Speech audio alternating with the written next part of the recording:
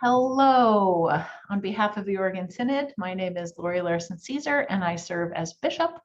Today, I want to introduce you to Pastor Ben Nickodemus. Ben serves on the staff at Central Lutheran Church in Eugene, and this will just be a chance for you to get to know him. We'll have a casual conversation. So thanks for joining us, Pastor Ben. Really delighted to have you here. Your journey is a unique one. So would you share a little bit about what has brought you to ordained ministry in the ELCA? Sure. Thank you for having me on here today. My story is, I didn't have an Isaiah 6 moment of this clear picture of call experience and me shouting, "Here I am, send me." Some pastors have that, but for me it was a gradual call to ministry, very much through a theology of the ordinary. I grew up, my dad is a pastor in the Lutheran Church Missouri Synod. I grew up in that tradition. My family is very German. It's almost a cultural thing. And I ended up going in college and learned I loved theology, but also was not seeking ordained ministry at that time, and ended up getting a master's at University of Washington in comparative religion, and then ended up becoming an instructor of theology at Concordia University in Portland, and really did not intend to get ordained. But as I was teaching, I found I started to kind of do pastoral care, even though I wasn't a pastor. I maybe put pastoral care in quotes, in that I found that while I was teaching mostly the New Testament introduction classes, what really came alive is when that began to matter to people's lives, and many times students from religious backgrounds and some not.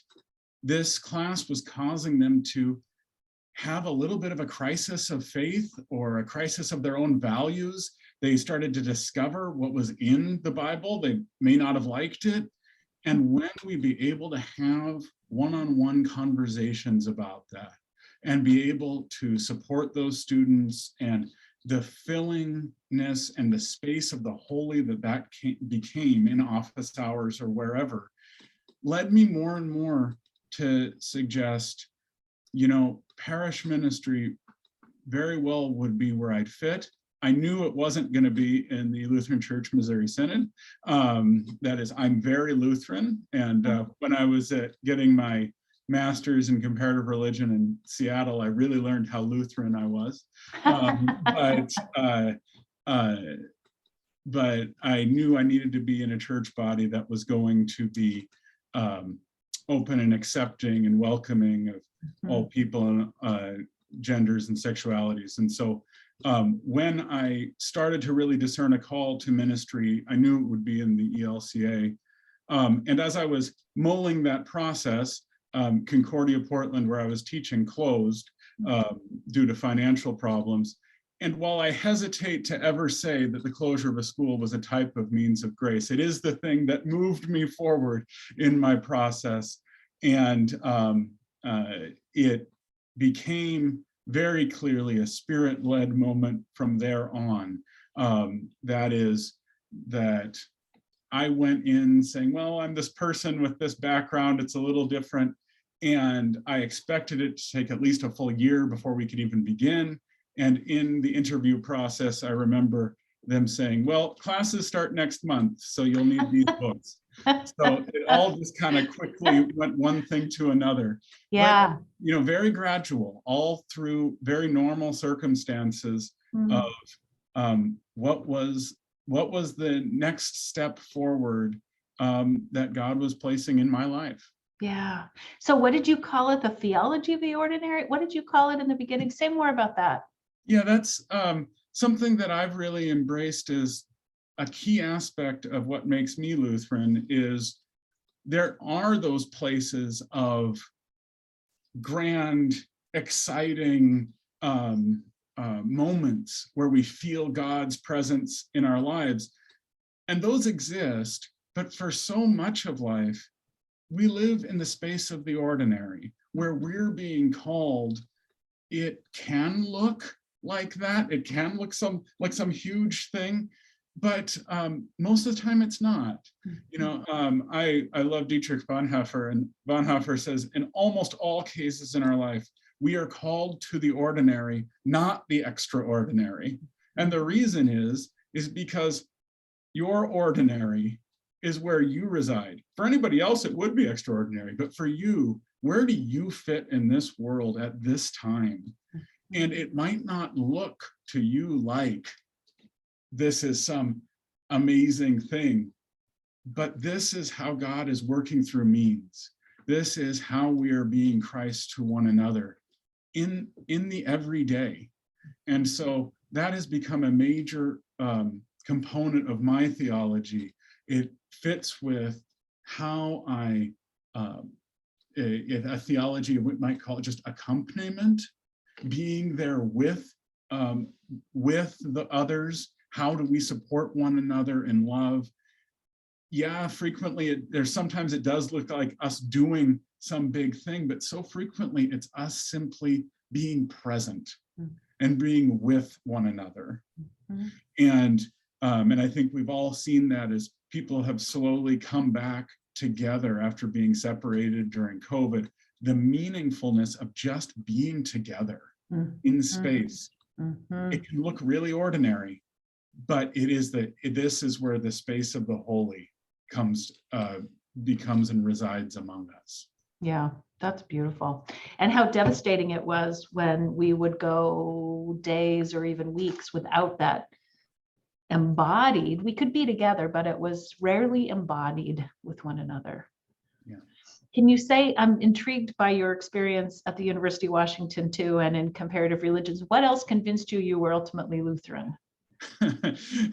Well, growing up in the Lutheran Church Missouri Synod, when I when I started this process in discernment in the ELCA, a pastor said, "Well, you were among the Lutherans," which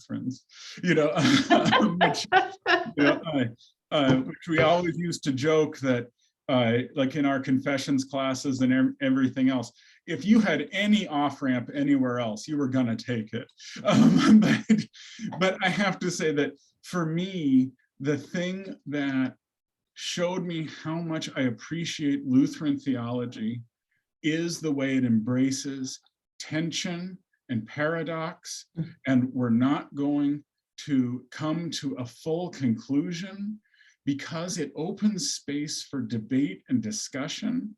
It opens places for us to learn something from other people, and to say we are going to be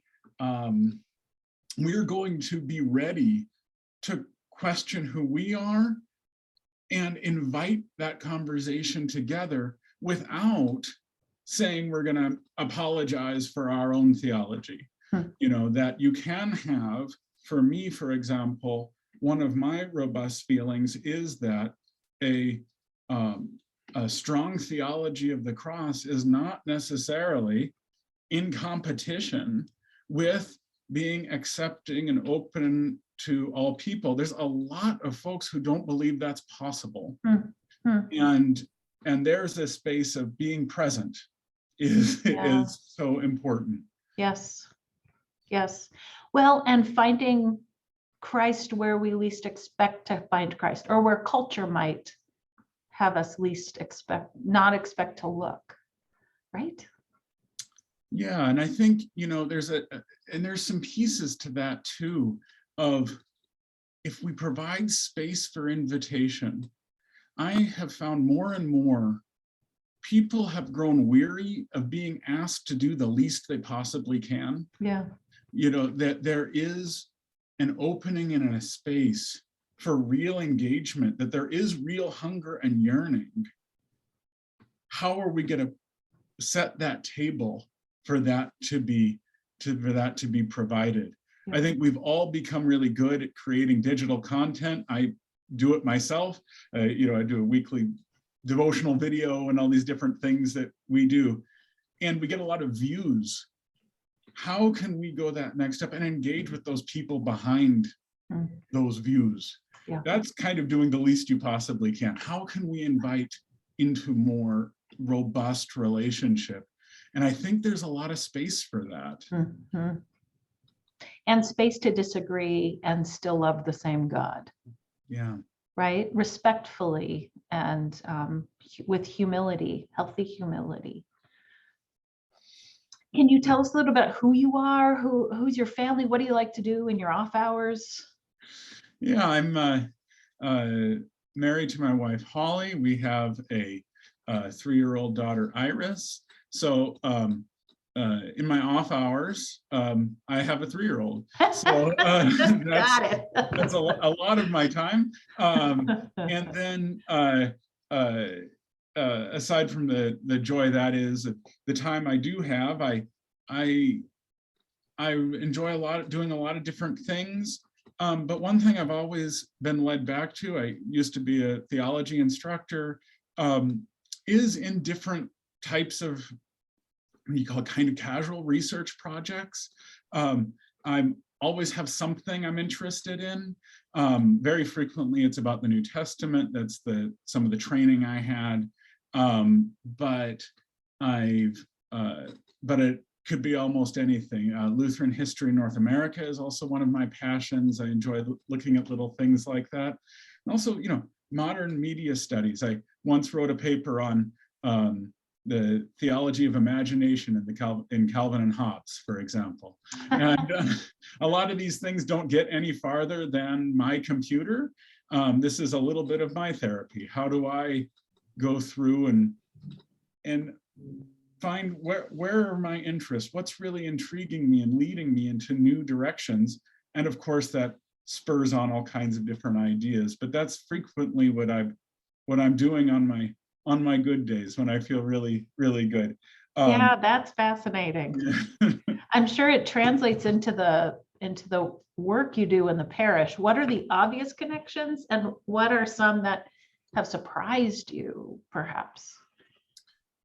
Yeah, so having an academic background, the obvious connections are there's certain moments where people like that. I'm not quite done with my PhD, but hopefully this year will, Yep. And that, in a Bible study setting or something like that. And that's the sort of obvious places where that shows up. And it's frankly not that many places. There's a few contexts. I think the thing that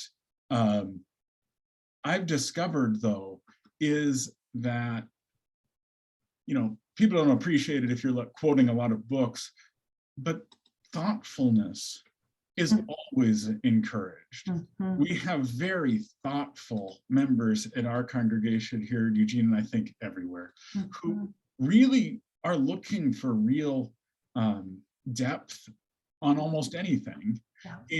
And I've discovered I can talk about things I would not have expected would work. For example, in a sermon several weeks ago, I talked about the challenges of my first time ever reading non-biblical Greek, which was I took a class in Aristophanes, which was an absolute fiasco for me. I wasn't ready for that kind of thing. And I thought, this is not something you talk about with just, and people loved it.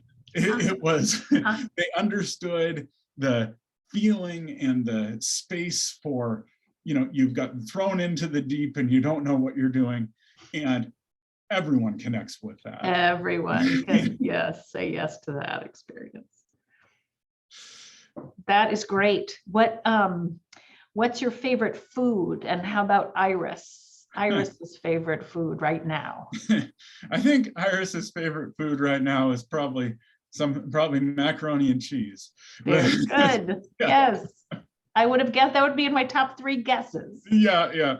Go Iris. Jelly's close second, but she doesn't get the mac and cheese as often. So. Oh, right. Yes. Yeah. Or dessert, any kind of dessert. Dessert. For myself, it's I'm simple on these things, but I always appreciate more than anything, not what I'm eating, but with whom. And that's been something to be able to entertain, to be able to be with others is just such a joy for me, that to talk about nothing or whatever, it just becomes such an important time and space in my life. And as the joy that it's been to be able to do that since the last year or so, yes, has just meant everything. that is a very pastoral, Eucharistic response. I love it. Well, and it reminds me of my favorite proverb, that proverb about better vegetables where there is love than the finest steak where there is enmity, something like that. I mean, not to put down vegetarians, but to say almost the content doesn't matter as much as who's around the table. Yeah. Yeah. And to be able to have that be a productive time as well, because sometimes being all around the table together can be tense and there can be challenges. But I think we've all, the silver lining of COVID is learn to appreciate what this means. Yeah, that's right. And I know we can all rest in and reside in this post-COVID thing forever, but I hope that we could take this opportunity to take the reflection to say, what is good that we gain from this? Because we can blame everything on COVID, but what's of value? And one of the things I think we really learned, and I hope we learn of value, is how precious our time is when we're with one another, and how rare it is, and to really embrace it. Yep. Amen. May it give us grateful hearts. Yeah. Well, Pastor, thank you very much for your time. I am grateful for this and for your ministry. Thank you, Bishop. Thank you.